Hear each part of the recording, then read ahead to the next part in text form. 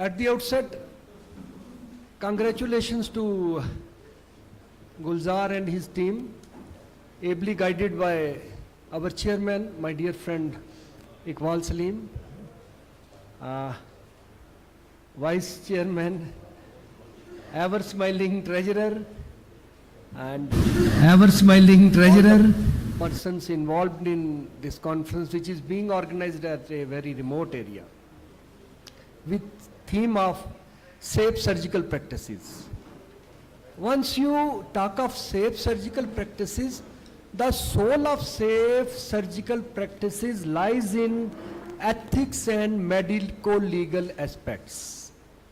If you are ethically correct and you know the medico-legal aspects, you will be extra cautious while dealing with your patients surgically. So, safe surgical practices has its soul in ethical values and to be known medico-legal aspects. I sincerely want to present my safe surgical encounters, but every time the organizers tell me to present some ethical this thing and that. I hope in next conference at Baramulla, at Anantnag, I will be presenting something different. So ethically, when you speak of ethics, ethics deals with the rightness or wrongness of human behavior. It is 6 and 9. It may be 6 for somebody and 9 for somebody.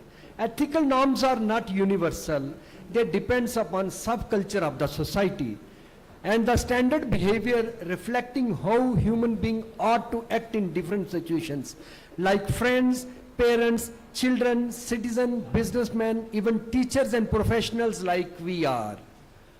Ethical principles basically are autonomy, non-maleficence, beneficence, justice, fidelity, confidentiality, veracity, and accountability.